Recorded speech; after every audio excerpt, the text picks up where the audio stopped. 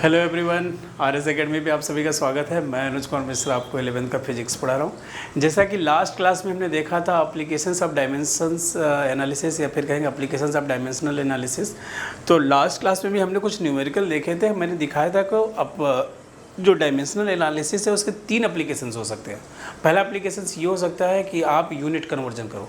दूसरा एप्लीकेशंस ये हो सकता है कि आप उसको चेक करो कि ये इक्वेशंस करेक्ट है या नहीं करेक्ट है। तीसरा एप्लीकेशंस ये हो सकता है कि आप एक रिलेशनशिप डिराइव करो कि जैसे force equal to M A होता है, तो फोर्स जो है मास एक्सीलरेशन पे डिपेंड करेगा, तो एम की पावर कुछ होगा, ए की पावर कुछ होगा। तो ये सब बातें हमने लास्ट क्लास में देखा। आज मैं आपको कुछ स्पेशल न्यूमेरिकल कराने वाला हूँ।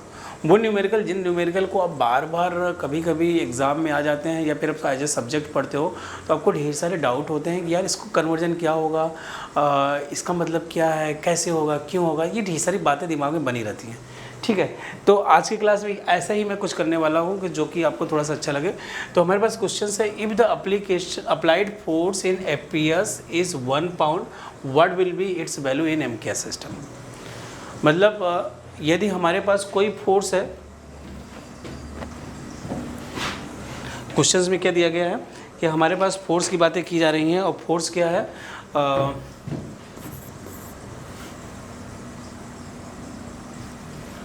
सॉल्यूशंस की हम बातें करने जा रहे हैं। फोर्स जो है, फोर्स दिया गया है क्या FPS सिस्टम में, वो भी कितना है 1 पाउंड।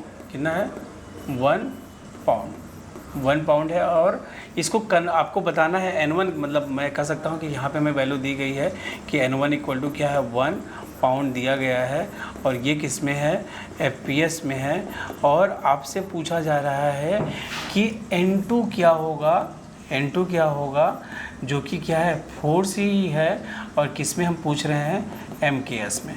किस में पूछ रहे हैं MKS में। तो MKS में फोर्स को किस में मेजर करेंगे बताइए। MKS में फोर्स को मेजर करेंगे न्यूटन में। किससे मेजर करेंगे, न्यूटन में। ठीक है, तो इतनी सी बात हमें देखनी है। तो ये बात देखने के लिए हमें करना क्या है, ये बात देखने के लिए हमें करना क्या है। तो देखिए हमारा प्रोसीजर अभी भी वही है, प्रोसीजर में कोई बदलाव नहीं है। प्रोसीजर एज इट इज़ है, जैसे हम पढ़ते आ रहे हैं वैसे ही है। हम जानते हैं मेजरमेंट Q इक्वल टू जो है वो क्या है N इंटू यू। तो हम कह सकते हैं N1 U1 इक्वल टू क्या होगा N2 U2। अब मैं हमेशा आपसे ये बोलूँगा कि हमेशा जब भी आप न्यूमेरिकल लगाएं डायमेंशंस एनालिसिस पे, तो जो फर्स्ट साइड है ना वो गिवन वाला लेना चाहिए, कि जो गिवन दिया गया है, जो दिया गया है वो होना चाहिए। और सेकेंड N2 U2 वाला जो है ना वो क्या है, फाइंड आउट करने वाला साइड होना चाहिए। क्या होना चाहिए, फाइंड आउट करने वाला साइड होना चाहिए। तो N1 U1 जो है, अब हमारे पास यहाँ पे N1 की ये जो वैल्यू दी गई है, ये क्या दी गई, N1 की वैल्यू जो दिया गया है वो CGS में है। ये क्या है, सॉरी FPS में है, 4 पाउंड सिस्टम। 4 पाउंड लेंथ जो है फुट में है, मास जो है पाउंड्स में है, टाइम जो है सेकेंड में। तो ये FPS में दिया गया है। और फाइंड आउट हमें किस में करना है, MKS में। फाइंड आउट हमें किस में करना है, MKS में। ठीक है, तो इतनी सी बातें हैं। तो यहाँ पे मैं इसे और ज़्यादा सिंप्लीफाई करूँ तो मैं कह सकता हूँ कि N2 इक्वल टू क्या हो गया हमारे पास, N1 U1 upon U2। N1 U1 upon U2। तो ये हमारे पास N2 की वैल्यू, N1 की जो वैल्यू है वो क्या है 1 पाउंड है। क्या है, 1 पाउंड है। और U1 यदि मैं डायमेंशंस की बात करूं तो डायमेंशंस मैं यहाँ पे आपसे बताऊं तो मैं यहाँ पे छोटा सा डायमेंशंस फोर्स के लिए बात कर देता हूँ। फोर्स का जो डायमेंशनल फार्मूला होता है वो आप जानते हैं, फोर्स इक्वल टू क्या था, मास इंटू एक्सेलरेशंस। मास के लिए m यूज करते हैं, एक्सेलरेशंस के लिए LT टू द पावर -2। तो यदि मैं ये फोर्स का क्या होगा डायमेंशनल फार्मूला UN की बात करें तो ये जो रिलेशंस है वो हो जाएगा M1 L1 T1 to the power -2। U2 की जो बात करें तो U2 जो है वो क्या हो जाएगा M2 L2 T to the power -2। तो ये हमारे पास U1 U2 हो गया। तो यहाँ पे मैं इसे N2 की बात करूँ तो N2 इक्वल टू क्या हो जाएगा, N1 की वैल्यू तो हमारे पास पहले से दिया गया है, 1 पाउंड दिया गया है। ठीक है, अब यहाँ पे UN की हम बात करें तो UN की जो वैल्यू है वो क्या है, M1 upon L1, sorry M1 upon M2,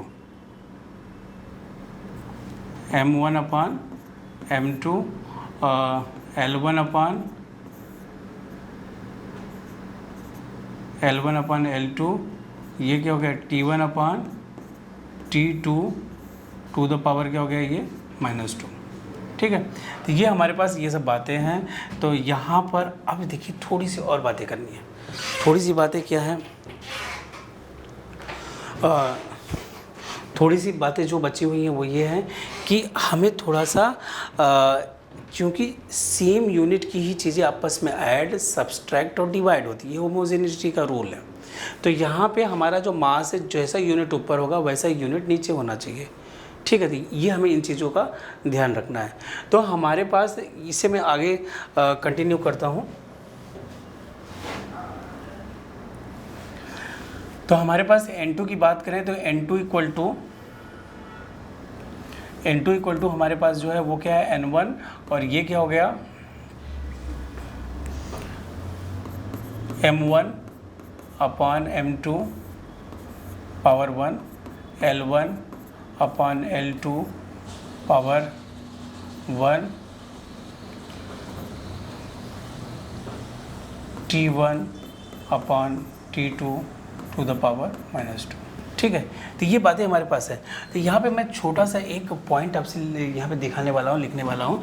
एक तरफ मैंने क्या लिखा FPS, क्या तरफ लिखा है, एक तरफ FPS, दूसरी तरफ मैंने क्या लिखा MKS। FPS में यहाँ पे वैल्यू हमें दिया गया है N1 इक्वल टू कितना दिया गया है 1 पाउंड, M1 इक्वल टू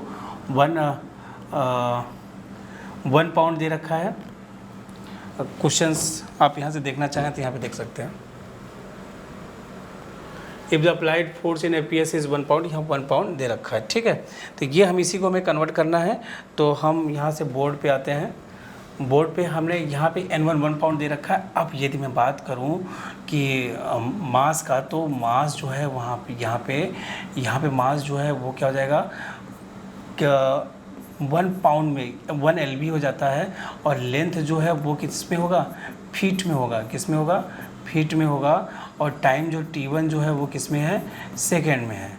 तो अब यहाँ पे N2 हमें क्या है निकालना होगा कि N2 कितना आएगा। मास जो है M1 जो है वो कितना है 1 kg है, और लेंथ L1 जो है वो क्या है 1 मीटर है, T1 जो है वो क्या है 1 सेकेंड है। ठीक है, तो ये यहाँ पे ये बातें हो गई। यदि अब आप देखिए यहाँ पे हमें सबसे पहले ये जो हमारे पास मास है ना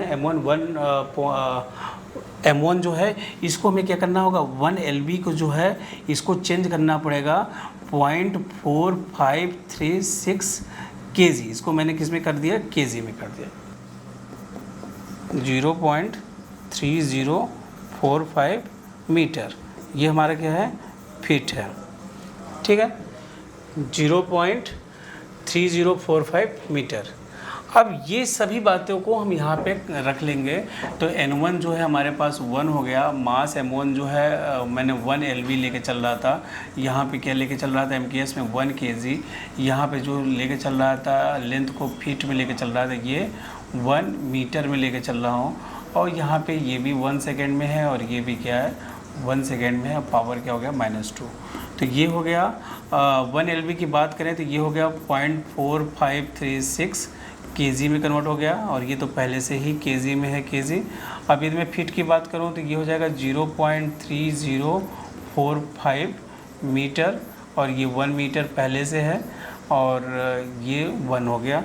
इसे आप सॉल्व करेंगे आप, तो हमारे पास N2 की जो वैल्यू आ गई, इसे आप कैलकुलेशन से मल्टीप्लाई कर लेंगे। मल्टीप्लाई करने के बाद जब इसे सॉल्व करेंगे तो ये आ जाएगा हमारे पास 0.1364। क्या आ जाएगा, 0.1364 न्यूटन। कितना आसान है। तो कहने का मतलब है 2 पॉइंट बहुत अच्छे से याद होना चाहिए कि मास जब हम FPS से कन्वर्ट करते हैं MKS में। अच्छा, एक मैं सिंपल सा तरीका आपको बताता हूँ कि मान लीजिए कि ये थोड़ा सा कैलकुलेशंस करने में आपको दिक्कत हो रही है। कभी कभी आप केक लेने जाते हैं, आप कहते हैं भैया केक दे दो, तो बोलेगा कितने पाउंड का दे दो, 1 पाउंड का दे दो। केक हमेशा पाउंड बताते हैं। 1 पाउंड का मतलब है आधा किलो का। 0.4536 ये अप्रॉक्सीमेट 500 ग्राम या फिर कहेंगे 0.5 kg के बराबर है। तो वही बातें यहाँ पे हैं, और फीट को हमने ये कन्वर्ट कर लिया। ये क्या है 0.3045 मीटर। ठीक है, तो ये कैलकुलेशंस इतना सा करने पे हमारे पास ये न्यूमेरिकल का सॉल्यूशन सॉल्व हो गया। अब ये चीज़ें आपको ध्यान देनी है जब भी आप आगे क्वेश्चंस करेंगे, तो ऐसे क्वेश्चंस आते रहते हैं। फुट को किस में कर दीजिए, मीटर में कन्वर्ट कर दीजिए, ये फोर्स जो है एफपीएस में है तो उसमें एमकेएस में बताइए, ये बातें आप बता लेंगे। दूसरा जो बहुत ज़्यादा इंपॉर्टेंट क्वेश्चन है वो ये है कि मान लीजिए कि हमारे पास find out the relations between 1 horse power is equal to how many watts. तो कभी कभी क्वेश्चन आपसे पूछ लिया जाता है कि 1 हॉर्स पावर जो है वो कितने वाट के बराबर है, कितने वाट के बराबर है। तो यहाँ पे एक सिंपल सी बातें हैं। सबसे पहले तो हमें ये समझना होगा कि ये जो हॉर्स पावर है वो किस यूनिट में है, किस यूनिट ऑफ मेज़रमेंट में होता है। हमें तो यही नहीं पता है कि हॉर्स पावर किस यूनिट ऑफ मेज़रमेंट का है। तो मैं आज आपको बताता हूँ कि हॉर्स पावर जो है ये अंग्रेज़ों की देन है, ये उनके एफपीएस सिस्टम में यूज होता था। और ये जो वाट है ये किसका है, एमकेएस है या फिर एसआई है। तो यहाँ पे जो पावर है, पावर वाट को हम क्या कहते हैं, वाट की मैं बातें बता रहा हूँ। वाट जो है जूल पर सेकेंड भी होता है, वाट जो है वो क्या होता है, जूल पर सेकेंड भी होता है। वाट जो है वो न्यूटन मीटर पर सेकेंड भी होता है। क्या होता है, न्यूटन मीटर पर सेकेंड भी होता है। ठीक है। सिमिलरली जो एफपीएस सिस्टम में होता है 1 हॉर्स पावर, ये क्या होता है, ये होता है pound foot per second, LV, pound foot per second. तो ये सब बातें हैं पाउंड फुट, या फिर मैं इसे पाउंड में ही लिख देता हूँ। यहाँ पे भी न्यूटन को आप किस में देख रहे थे, न्यूटन को पाउंड में देख रहे थे ना। पाउंड मतलब फोर्स की जगह न्यूटन को भी पाउंड में कन्वर्ट किया। न्यूटन की जगह क्या होगा, फोर्स। पाउंड में मीटर जो डिस्टेंस है फुट में है, टाइम अभी भी सेकेंड है, तो ये पाउंड फुट पर सेकेंड को ही हम क्या बोलते हैं, हॉर्स पावर बोलते हैं। तो 1 horse power equal to how many pound foot per second होता है। तो ये मैं आपको बता दूं कि ये होता है 17,710 पाउंड फुट पर सेकेंड।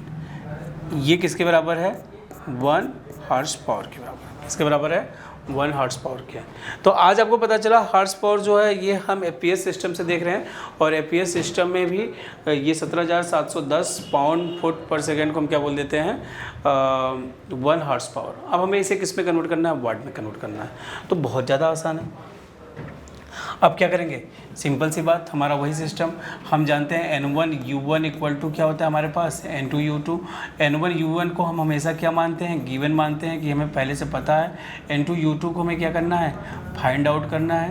तो फाइंड आउट करना है तो उसमें हम देखेंगे हमें क्या निकालना है। यहाँ पे N1 की जो वैल्यू है वो पहले से दिया गया है 1 हॉर्स पावर, जो कि किसके बराबर है, 17710 pound foot per second. N2 जो है वो क्या करना है, फाइंड आउट करना है। अब यहाँ पे मास M1 की बात करें तो M1 जो है मास वो क्या है, 1 LV है, जो कि 0.4536 है। और यहाँ पे लेंथ जो है, ये सब बातें आपको यहाँ पे मैंने पहले से बता रखा है। तो ये इस बाकी कन्वर्जन की मैं बातें वहीं पे करता हूँ, क्योंकि ये हमने एक बार इसे कंप्लीट कर रखा है M1 N2 वाला। तो यहाँ पे N1 ये हो गया, N2 हमें निकालना है। तो यहाँ से इस फार्मूले से यदि मैं N2 की बात करूँ कि N2 क्या होगा, तो N2 इक्वल टू क्या हो गया, N1 U1 अपॉन U2। अब ये क्या है, पावर है। क्या है, पावर है। तो पावर का डायमेंशनल फार्मूला क्या होगा, पावर का डायमेंशनल फार्मूला क्या होगा। पावर का डायमेंशनल फार्मूला आपको T⁻³ -3। तो ये हमारे पास क्या है, पावर का डायमेंशनल फार्मूला है। इसी सिमिलरली UN जो हमारे पास हो जाएगा वो क्या हो जाएगा, UN हो जाएगा M1 L1² T1⁻³ U2 जो है हमारे पास वो क्या हो जाएगा, m2 L2 square t to the power -3। तो ये हमारे पास un हो गया और ये हमारे पास क्या हो गया u2 हो गया। ठीक है। अच्छा, बाकी हमारे पास सिस्टम ये FPS का इधर पहले से प्रिपेयर है।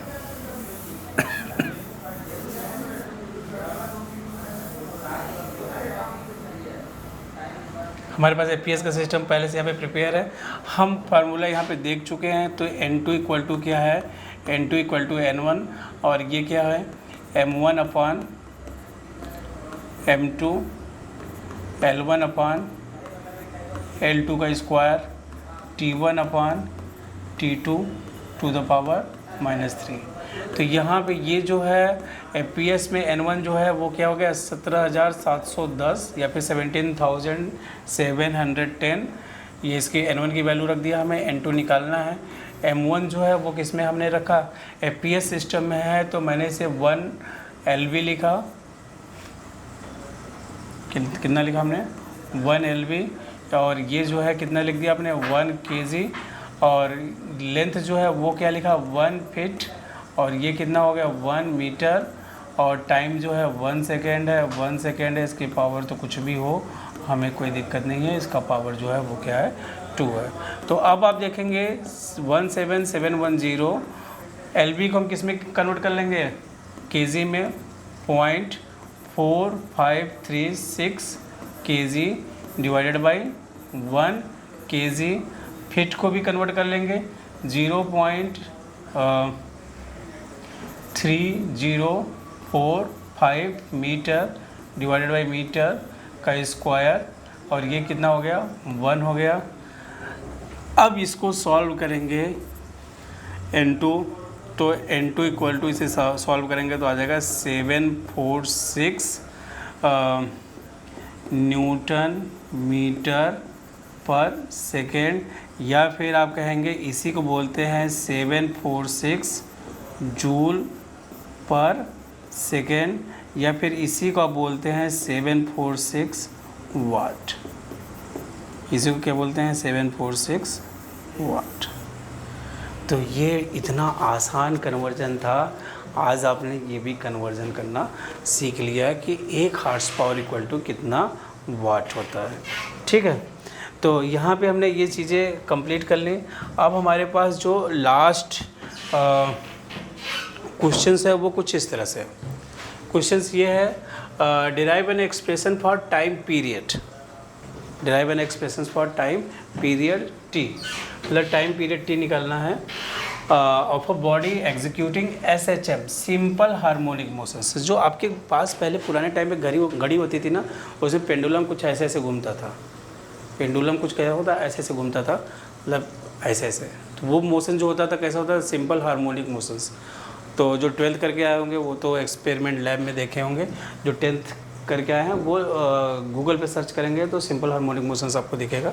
तो इन्होंने कहा एग्जीक्यूटिंग सिंपल हार्मोनिक मोशन, बाकी मैं आपको पढ़ाऊंगा भी।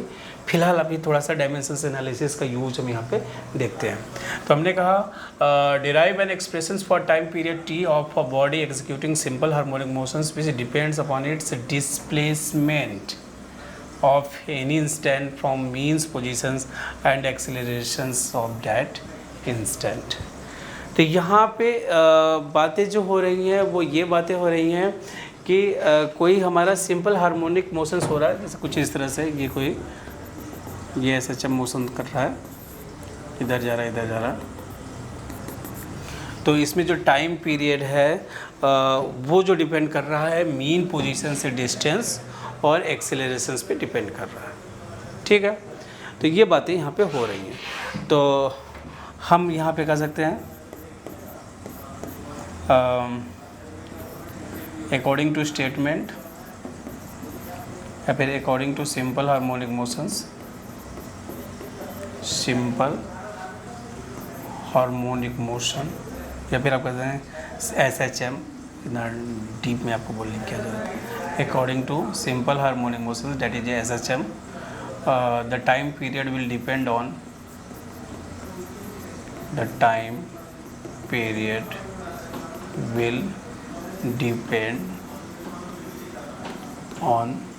first mass of the body,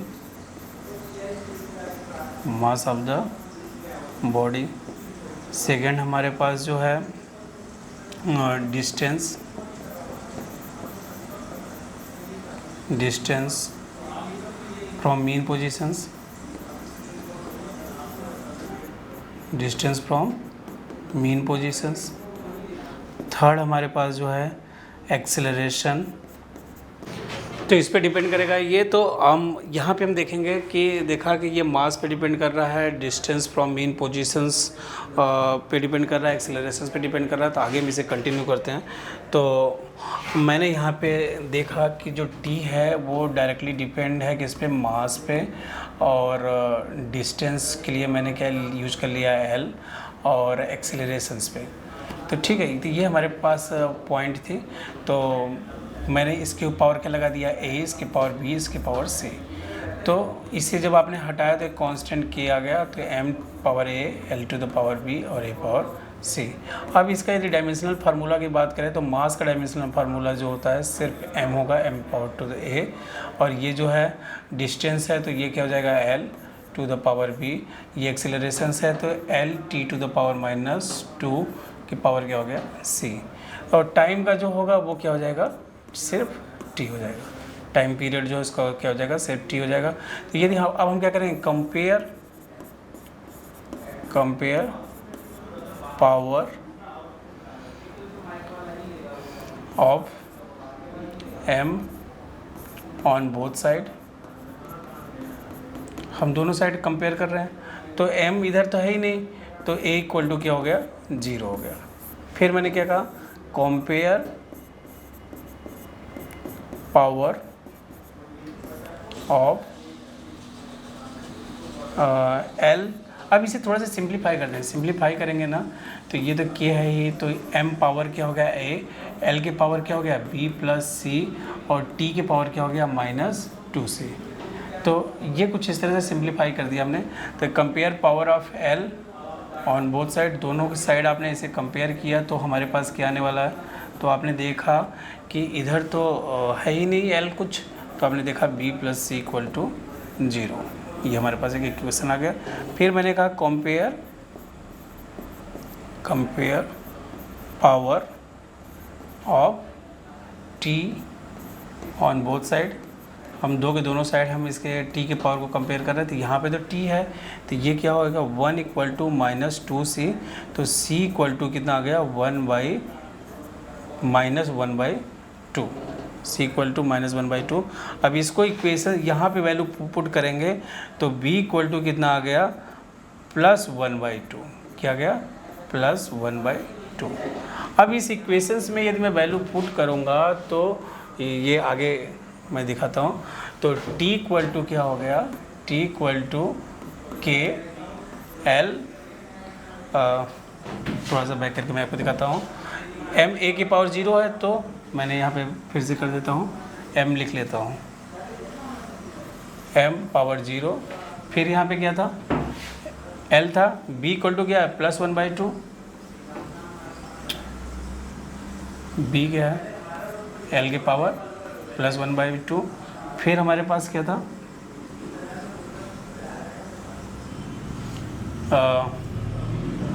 c, acceleration a की पावर क्या है c, तो a के पावर क्या हो गया c, जो कि क्या है 1/2। तो यहाँ पर जो टाइम पीरियड t आया वो आया k, 1/2 को अंडर रूट कहते हैं, तो ये क्या हो गया L/A।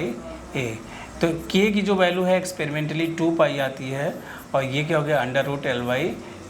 तो time period t equal to जो होता है 2 पाई √L/A। ये आपको किसने बताया, ये आपको डायमेंशनल एनालिसिस बता रहा है। कौन बता रहा है, डायमेंशनल एनालिसिस बता रहा है। तो डायमेंशनल एनालिसिस की ढेर सारे यूटिलाइजेशंस है। यदि आप इसे थोड़ा सा अच्छे से पढ़ो ना, और आप न्यूमेरिकल जितना लगाओ उतना कम है, क्योंकि आपके पास अभी नया सेशन स्टार्ट हुआ है, और आप जितना इस पर टाइम दे सकते हो उतना आपके लिए अच्छा है। तो आज की क्लास के लिए इतना ही। Thank you. पढ़ते रहिए, मुस्कुराते रहिए।